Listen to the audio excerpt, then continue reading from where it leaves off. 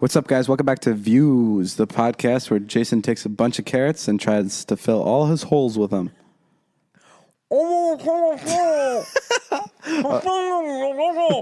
He is 37 just in his mouth right now. Let me pull him out. Oh, that was insane, Jason. If only the people could have seen that. Oh, well, they did see it. I taped it all. What? I recorded it. I'm sending it to Guinness tomorrow morning. I go to that joke every time. Guinness is going to come somehow and look at this. Speaking of coming, MeUndies, they're the best underwear on the planet. What?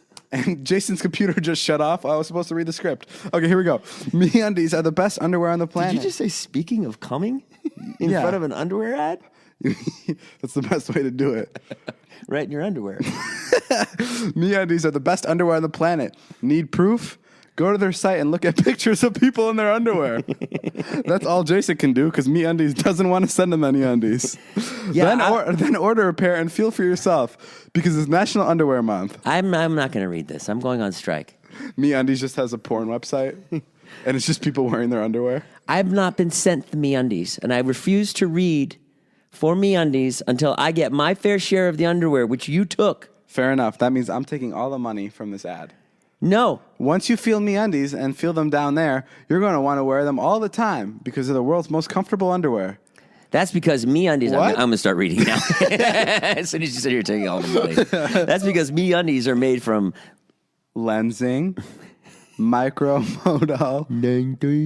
That's because MeUndies are made from lensing micromodal, a sustainably sourced, naturally soft fabric that's proven to be 3 times softer than cotton. Wow, that's so soft. It's made out of fish. Sustainably? What? They don't take all the fish out of the water? It doesn't make any sense what I'm saying. You're right. The face on your face right now says, Jason's making no sense. And I want to tell you, you're right. All right, well, I apologize. Order a pair, and if you don't love them, they're absolutely free. They've made it really easy for you. There's literally no risk. Male host, read this line.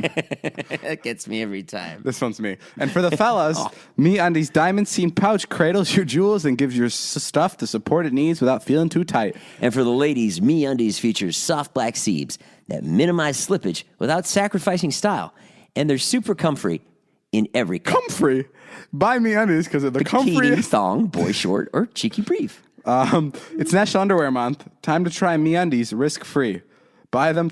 Let me just start by saying I don't know anything about this National Underwear Month. Like, there's like a national month for everything. Sure. Who declares that? Trump. Oh, okay. Buy them. Try them. If they feel good. If the feel good, silky smooth, downright dreamy embrace of MeUndies isn't for you, they're free. Yeah, now until August 31st, get 20% off your first pair, plus free shipping at MeUndies.com/views. They're great underwear. I have them, but I had to pay for mine. But they are really great. You should use this. You guys, you should take 20% off. That's MeUndies.com/views. MeUndies.com/views. They're great. Thank you, MeUndies. Roll the intro music.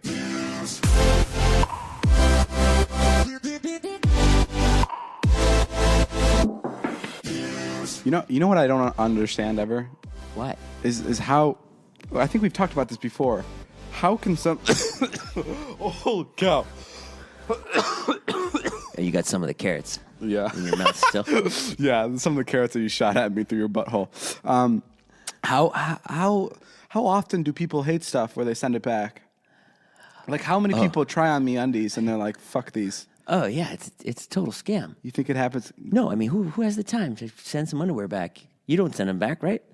No. Like if you bought something and you didn't like it. But they send me a new shipment every week, so I never have to send it back. Yeah, but I'm just trying to show off. But you have a water cooler out there that you're never going to use. Yeah, and my parents sent me that. And you're not going to send it back and get the $1,700 back. Speaking of my parents, have you ever walked in on your parents having sex? Me? Yes, I have. Really? Yes. All right, go.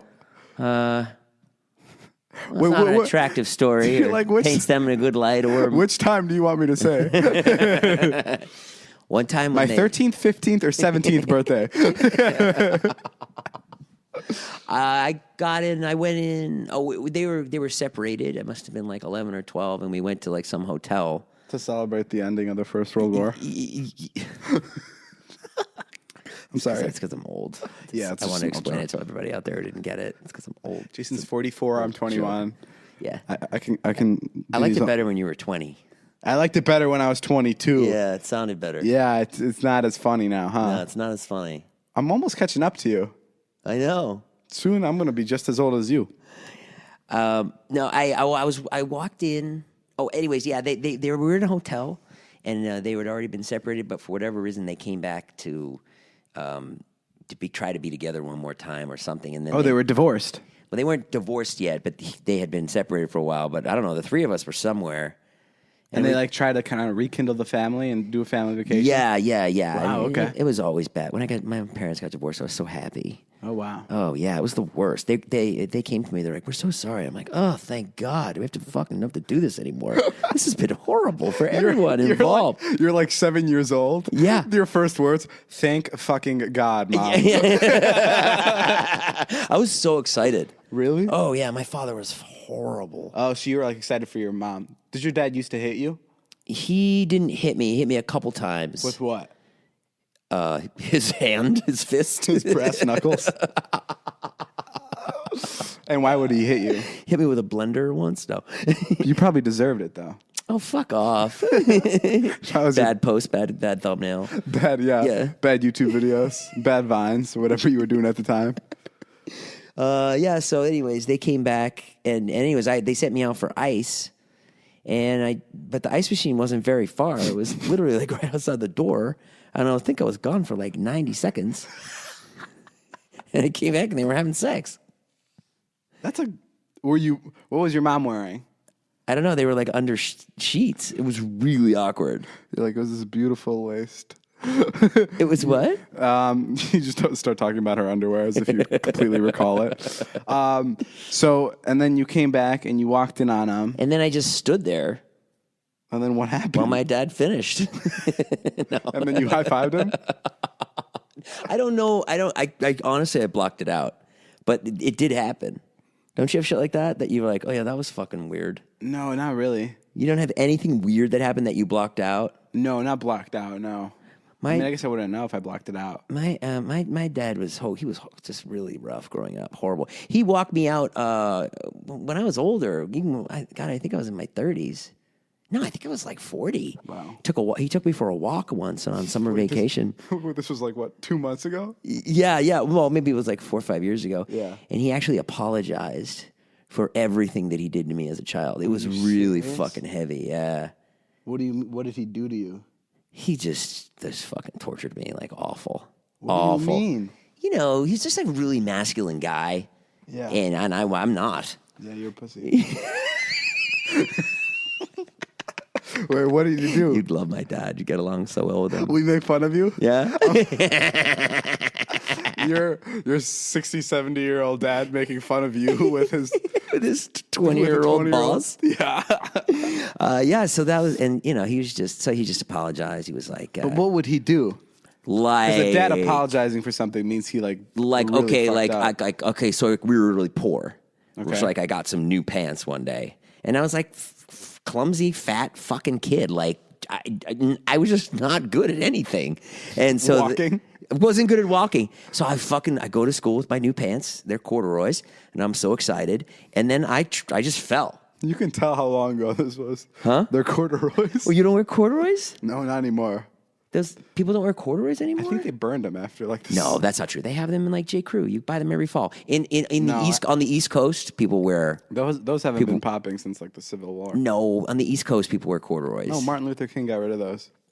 Okay, so then I ripped my pants. Okay, and then I was like, oh, I'm so fucked when I go home because these pants are ripped. And then because it's very special. It's like your family was like Willy Wonka.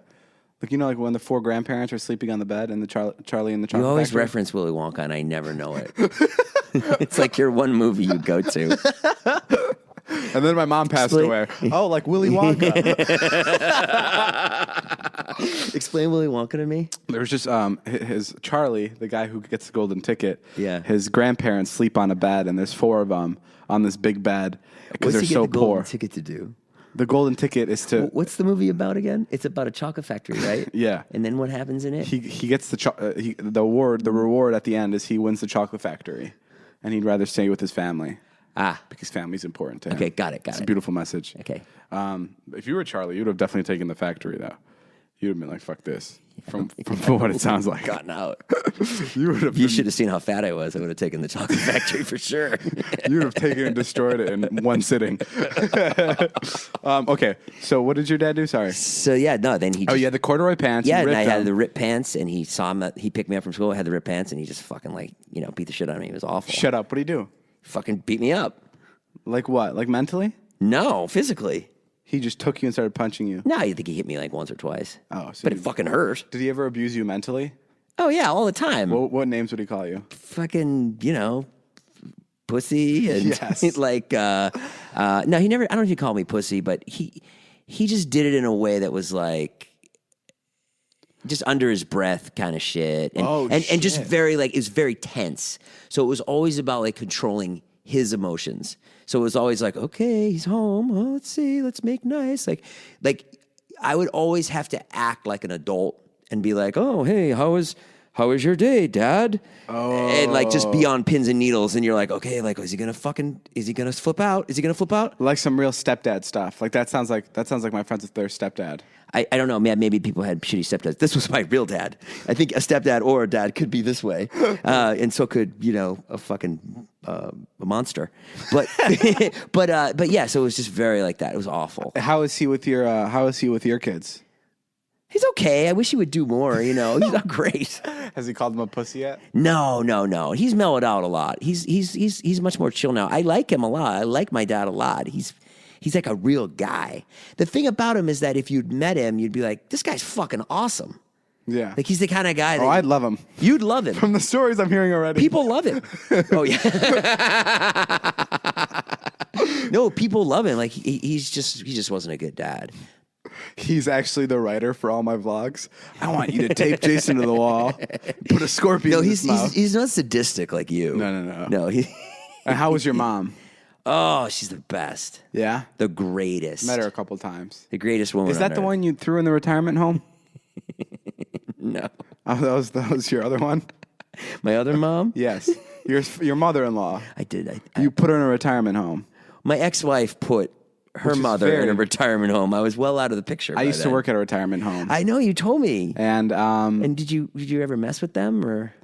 I didn't mess with them, but I mean, I had some. Was your job waiting, or was it like cleaning the bedpans? It was waiting. Okay. So I was a waiter there, and you have a lot of sympathy for, like, if I'm going to tell the story, and people are going to be like, wow, the people that you worked with were dicks, but like you have to look at it from their point. Like old people can get really frustrating. Oh yeah. Like especially if you're serving them constantly. And this doesn't justify what my friends would do, but they would. I mean, this was on a constant basis. They would, when someone was eating their fruit salad, and the old person was done with it, they would take it up and they would dump it into the next person's fruit salad to save food and save time. Like just constant stuff like reusing food. No. Yes. I mean, it was a war zone. And we always knew, when I first started working there, I was like, what the hell is going on? Like it was brutal. Like it was just, I just didn't understand it. And actually my first 2-3 months I worked there, 3 months in a row, I was the only person that only waiter that didn't mix up the fruit salad. They gave them fresh fruit salad. I was the only waiter that they ever brought, that the old people would ever bring up in their like monthly meetings. Really? And like congratulate me. And they loved me. They gave me such an ego boost. Every time I would serve their tables, they'd be like, when are you getting out of here, kid? And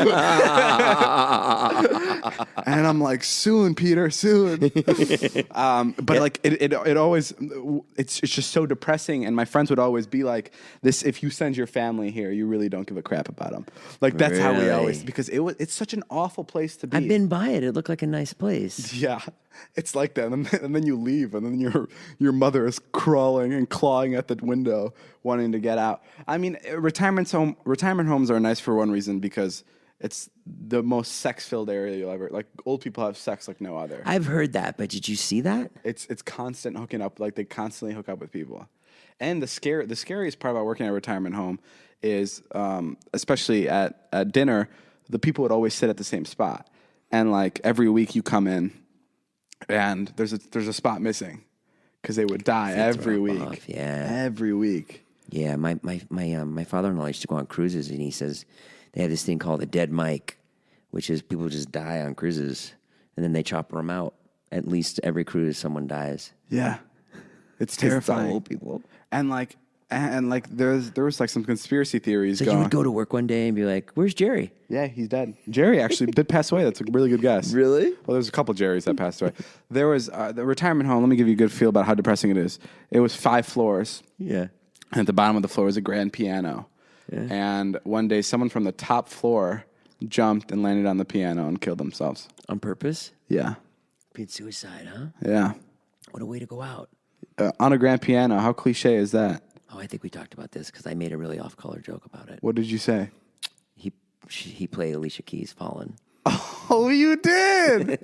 We did talk about this. Anyway, retirement homes. And I did it again. Yeah, no. Just That's sad. yeah. And But you're not putting your mother in a retirement home. fuck no. What is she doing right now? Well, no, it depends. I mean, it depends. Like my mother-in-law has some health issues. She needs round-the-clock care. What's wrong? Oh, your mother-in-law. Okay. Yeah. What about your mother? Does she have health issues? Nah, strong as an ox. She's a Jew. How old? Strong Jew. How old is she? She's Italian Jew. She's 76, something like that. She had you when she was 10? God, I walked into that one, Boom, David. another zinger. Man, I got to get my fucking boxing gloves on. I don't feel where like does she making live fun of you now? tonight. Huh? She lives in Boston. She lives by herself? Yeah, she's great. She works. She was working at Neiman Marcus, and then she has a little apartment there, subsidized by the state. It's just so scary to me that she just lives by herself. Yeah, she lives in a town where nothing bad happens. It's not that. It's what does an old person do? She watches a lot of Wheel of Fortune, huh? No, she's my sister. She has a lot of friends. Oh, so she hangs She doesn't out. watch Wheel of Fortune. My mom's more like she likes like what you and I like. Like she would like watch what you would watch. What porn? No. No, she's like really into like comedy and like awesome. Yeah, David she Letterman. She loves the vlogs. She watches yours? Yeah. I thought you said she was into comedy. Boom. Damn, fuck you. All right, fuck this. All right. I'm fucking, if it's going to be a show like this, No, then let's do it. Your fucking hair looks stupid. Dumb. Okay, and you need a haircut. They're too easy. And it's falling out. How about that? You're a dick. What? There was no You need- fucking sent 3 zingers my way. So you want to play, bitch? Let's fucking play. Go. You never had to bring up the fact that they're falling out. You could Huh? say that I need a haircut. You didn't have to fucking say that my parents are dead. I never said that. You say it all the time. Nah. I was on the phone with my mother, and you're like, "Don't lie, she's not alive." She heard you. No, she didn't. Of course she did. What'd she say? She's smart as a fox. What'd she say? She goes, that's David. You're not going to be happy until you torture my entire family, are you? Would you like to call my sister? Go right ahead. I love it ran in my family. I think, or not in my family, just in my entire like friend group.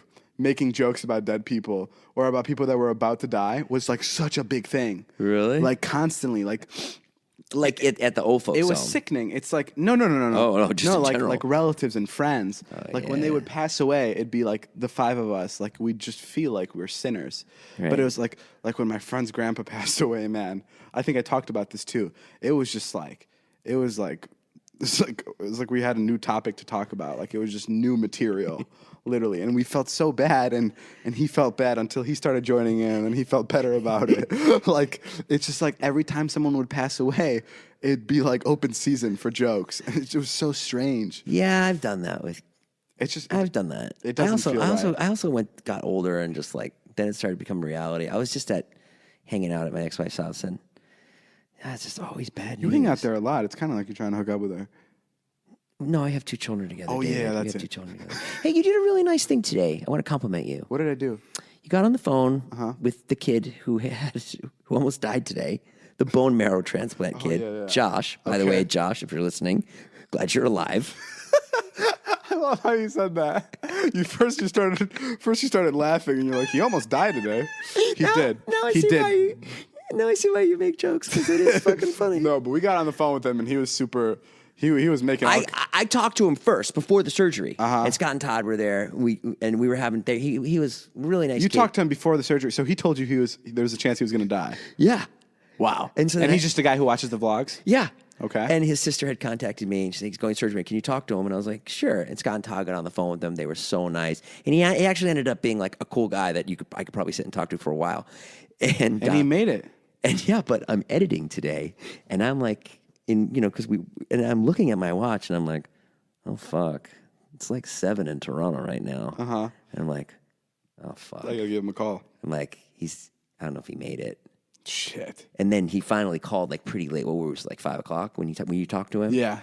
So then when he called at 5 o'clock, David and I are in separate rooms, and I just go, hey, what's up? It's like, you fucking made it. You're alive. He's like, I made it, dude. I'm alive. And I was like, yes, Josh, you fucking did it. He's like, yeah, well, not out of the woods yet. That's exactly what he told me. And I'm like, congrats. He's like, not yet, man. I'm like, Jesus Christ. Yeah, but God bless you, Josh. You made it. And David, and then I walked the phone over to David because he hadn't gotten a chance to talk to David because David wasn't there. And you talked to him. And not only were you nice enough to talk to him, obviously I knew, but you cracked all these jokes and made him laugh in a very tense situation. Like, I think you said something. You said to him, he goes, he's got these big headphones on, and David said something like, oh, you made it, huh? And he's like, you're alive or something. And he goes, yeah. And he goes, well, it must be those noise-canceling headphones you got on. He's like, that must have saved you. Don't take those off. And he laughed. He laughed hard. I said nothing bad ever happens to people with noise-canceling headphones.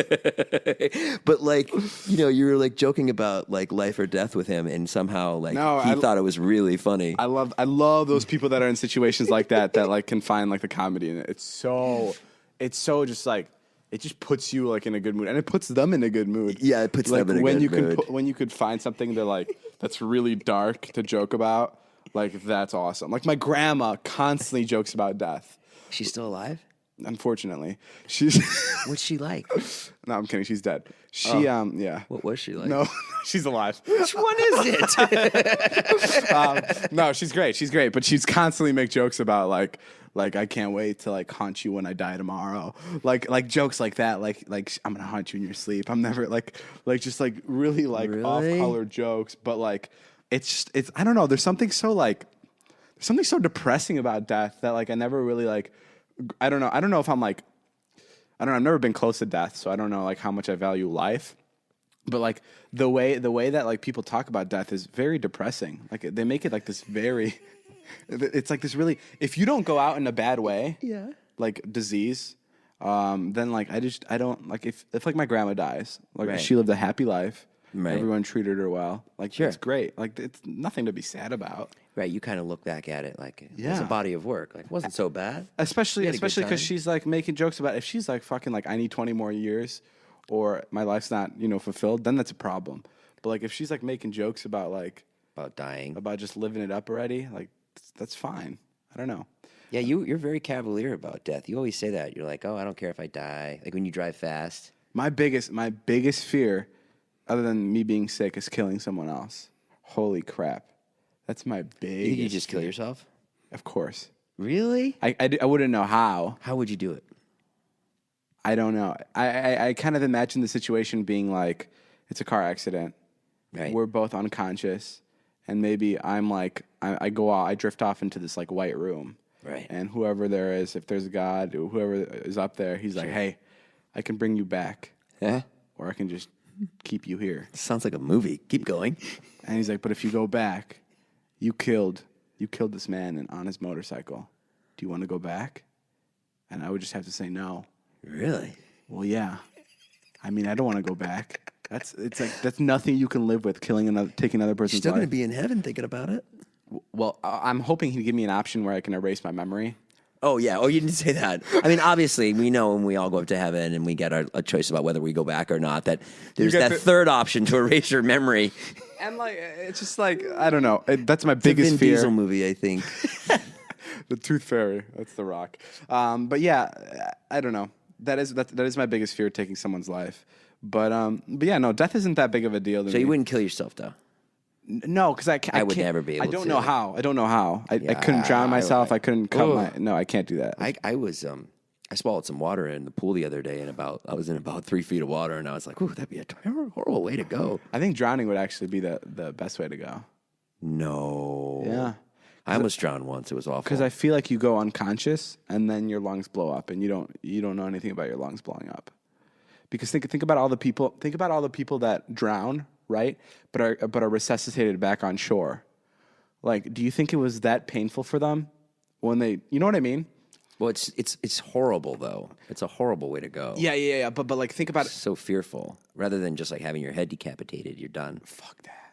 What? I can't do that. A guillotine? A guillotine, maybe. But like, Oh no, not like some ISIS shit. No, nobody would want that. dude, have you seen ISIS beheading videos? Yeah, I made myself watch it once. It's so everyone stupid. watches them because it's Is just it true? I mean, dude, it's After I watched it, I was sorry I did. it's fucking it's just like, I don't know what it is with human nature, but like people just like are amused by disgusting shit like that. Not like in like an entertaining way, like keep going. Yeah, I wasn't amused. I needed to see it. Yes, yeah, well that's what I mean. Yeah. And it's, dude, I saw one. I can't wrap my head around the fact that that's a real video and that's someone's life Ugh. in another country. Yeah. Blows my mind. Oh, what about popcorn? You like popcorn? Yes. I love popcorn. I can't get off this topic yet. Hold on. Okay, keep going. I'll power through. It's just, You can talk about it. Let's talk about I got a mental image now, David. I know. It's so Should we brutal. jump to ZipRecruiter? No, not yet. ZipRecruiter, you get your chance right after this ISIS bit. It's just like you know when people say things like when black people talk about like you have no idea how racist people can be. Right. And like a white person's like, yeah, dude, it's not that bad or whatever. You know what I mean? Yeah. But like that's like I use these ISIS videos as perspective to how other people live, if that makes sense. Because like I can't even fathom like that life. I don't know if I'm making any sense. But like I'm trying to follow. What did you say? Say it again. like No, you are making sense. I was thinking about a Dana Carvey thing that I saw yesterday. My mind was somewhere else. I'm so sorry. I was thinking about the shrimp salad I just ate. David finally opens up to me. Thinking about my shrimp salad. No. It's like it's like those videos. Those videos really make you think like, holy, like crap. Like Yeah. like we're really, really lucky. Oh, to so be lucky. living like So lucky. so lucky to be living far away from that bullshit. Yeah. That's I don't know. Continue your point though. That's kind of just my point. Is like Right. it makes you realize like how lucky you are. Yeah. I mean, I can't.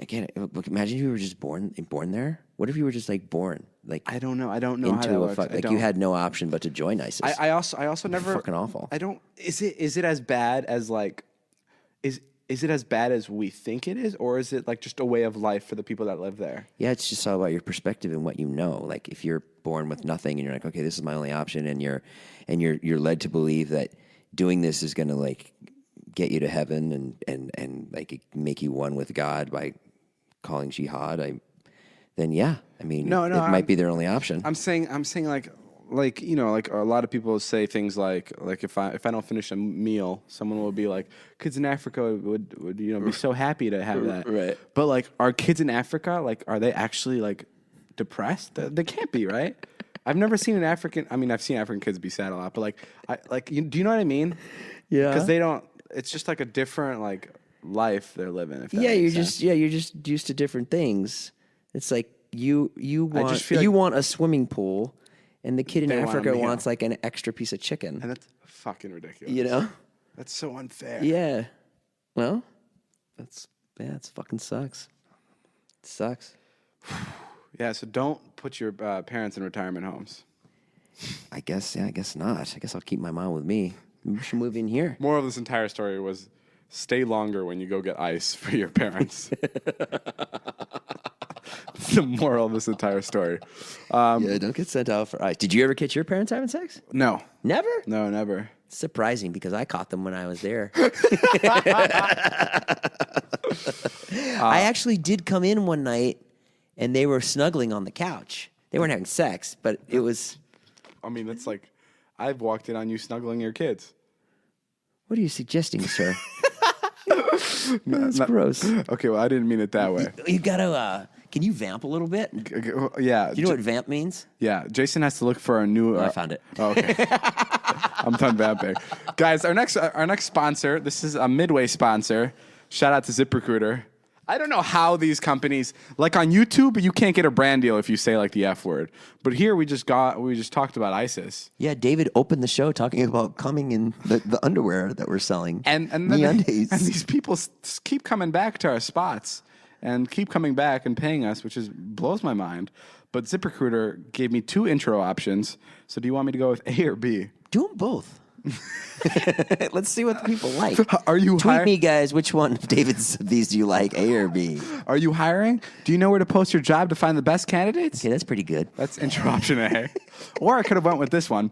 Talk about the challenge of finding great talent and or the importance of finding great talent to successful business. Okay, well, now you've got to do that. I like A because B's asking You're me not doing B, though. Talk about it. I know, but B's asking me to go out and kind of add my own thing. Do it. No, I don't want to. Why not? Because I already read A. Why aren't you have any fun? Have some fun, man. Okay. It's pretty challenging to find great talent. And it is really important. Like when you find Dirty Dom. When I find Dirty Dom and his group of friends. Yeah. But with ZipRecruiter, you can post your job to 100-plus job sites with just one click.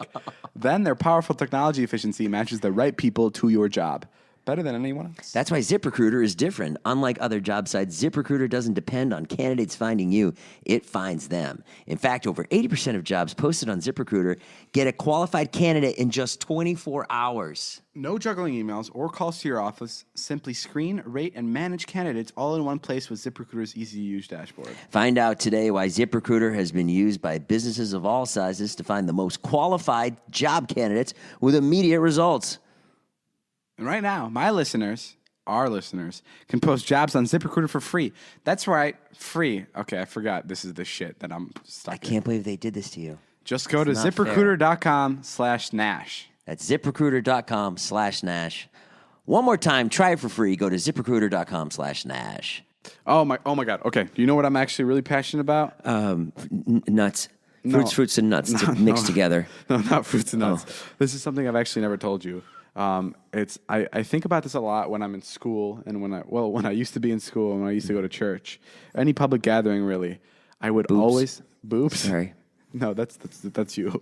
Oh yeah, that's just you. That's what I do at church. I would always think about what I would do if a shooter walked into the building. Oh, it's like my biggest like I would be sitting in class. I mean, I'm telling you, this is what my mind would go off to. Probably every day. Every day. Because I wouldn't think about it in like a scared way. I'd always paint myself like as this huge hero, and I'd always be like, okay, shooter walked in here right now. There's 4 of them in the building. This one guy's gonna come out. I'm gonna hide in the closet, and when he walks by the closet, I'm gonna pop out, grab his gun, and shoot him in the face. And then I'm gonna go around the school. And I'm gonna find the last 4 find the last 3, and I'm gonna kill them. And then I'm gonna ask Marianne Ribisi to go to prom, and she's gonna say yes, and I'll have blood on my hands. And then the principal will be like, "You know what, Dobrik, you're not so bad after all." And it gives me the keys to the city. No, but like I would always like pretend I was like this huge superhero, and I'd be like, I'm gonna destroy this guy. Yeah. And I brought this up in my class. Yeah. And like in front of all my all the kids that were in my class, and everyone was like, "Holy shit, I have the exact same thoughts," and it was so surprising because it's such a weird thing to think. Right. It's almost a little narcissistic, like painting yourself as this big hero. I've had hero fantasies for sure. You've had hero fantasies. Yeah. Like one time I wanted to sleep with Wonder Woman. Those are your hero fantasies. That's not what you meant. No. No, I've had fantasies about, like if someone like tried to like hurt Charlie or something. Your kid? Yeah, they go crazy on him. What would you do? Just run. Run, Charlie, grab and run. No, but when I used to go to church, it was different because I used to feel like I would have I don't know, because it was like a holy place. So in high school, the fantasies were more realistic. I mean, realistic with air quotes. Church, you had superpowers. Yeah, exactly. I had superpowers in church. Why? I don't know what I think it was like the whole God. Sure. The whole God thing that was going on at God church. would touch you in that moment. Like I was gonna like. I don't know why. I guess it's kind of weird. It's interesting. I kind of just imagine myself every time an intruder would come in, they'd be like holding the priest hostage, and I just like jump up and I start flying, and everyone's like pointing at me, and they're like, "Wow, we never knew that kid can do that. Yeah. And I'm looking down at everybody as I'm floating over to kill this intruder. I'm like, yeah, what's up, guys? And then I grab the intruder and I stab him right in front of everybody, and everybody cheers. You have a God complex. I think so. Yeah, I think so too. You want everyone to like be praying to you while you save them at the same time, because that is how you operate a little bit. No. You do want to save everybody. Yeah. You do. You have a big hero complex. But doesn't everybody want to be the hero? I mean, no. it's actually no, yeah, it's true. But it's actually a nice quality. You do care about people and you want to save everybody, so much so that you put your neck out and you get yourself fucked in the process.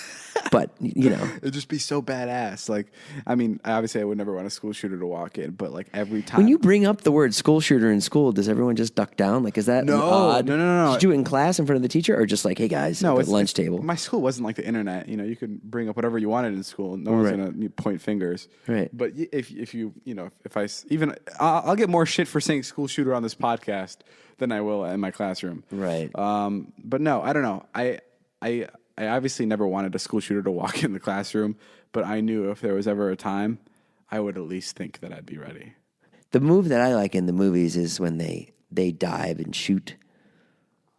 They like slide shoot. Like the good guys? Yeah, like a Keanu Reeves, like a like I take the bad guy's gun. Yeah. No. I mean, like I'm telling you, I used to think about this every day. So I used to have fantasies. I'm like, okay, I'm gonna kick his left knee, and then he's gonna be down on the ground. I'm gonna stab his eyes out with a pencil with my Ticonderoga #2. I mean, I used to get really deep, and like I don't know. I please let me know. Please tweet at me if this is relatable or if I'm just a psychopath. Well, everybody thinks about that, about saving. Like, you know, when I'm in a movie theater, I think about that. If someone came in right now, yeah, I've thought about what would you do? What would be your number one go-to? Yeah, we didn't. What if everybody on the planet's thinking about that, and some guy walks in, and everyone just stands up? Everyone's like, "This is my time," and you just all look at everybody else trying to be a hero, and you're like, well, "You guys have the same idea too?" Did you think you would really do something? Would you lay your body on the line for your class, for your church? I'm convinced just from my thoughts that I would, but obviously it's a situation I've never been in, and I have no idea. Did you ever have like a fantasy of like saving your family in the house, that an intruder would come in? No, I No, never. you don't give a fuck about them. No, You just wanted to be in a public place so you could get more glory. So is that basically what it no, was? I guess you don't really hear too much about like horrifying incidents where people are home intruders because it's just so common that you know what I mean? Yeah, you're too good for that. Your powers need to go for something special, Someone more rare. Someone breaks into my house. I'm like, I'm sorry, Mom and Dad. There's going to be a superhero that's going to break into church, and I need to save the day. Hopefully, Toby's been having the same fantasy. He can take care of this intruder. Yeah. Okay. Yeah. No, I would. I mean, I would definitely step in and save my family too. Yeah. Congratulations, David, on your Streamy nomination. Oh. Well done. Oh, thank you. You too. Congrats. Go, boy. I wasn't bringing it up, so you would congratulate me. Guys, Jason got nominated for 2 Streamy Awards, which is an internet award show type of thing. Yep. It's kind of like the Oscars, but nothing like that at all. Nope. Nope, not at all. No. But for the internet people. And it's for my movie, which I know you said sucked. Which is FML. Would it get nominated for Best Comedy? Best feature. It's amazing. It is amazing. It's amazing. I'm so proud of you. I know you worked really hard on the movie. I tried my best to keep that movie down. I know you tried your best, Jason, and that's all that matters. And I'm glad you're nominated for something. Thank you very much, David. Go vote for Jason. Go check his stuff out. Go like and subscribe to all of Jason's channels. Go vote for David. Yeah, David got nominated for Creator of the Year. Oh, go vote for my girlfriend. If I win, I've already got my speech planned. Yeah. I've been riding around my car doing my speech. Really? If I'm being completely honest. Are you serious? Yeah, and you're in there. Really? Oh yeah. Are you gonna start crying? I could. I might. I hope the music turns on the second you go up on stage. Accepting the award, Jason Nash. I've never won anything in my life. Really? If I win this, oh my God. It'll be fucking ape shit. I'll go ape shit. How proud are your kids gonna be? Oh my God. When I told them I was nominated, they were like off the wall. Really? They were so excited. They're like, Daddy, what were you nominated for? You're like, FML. They're like, no fucking way. That movie? Not that piece of shit.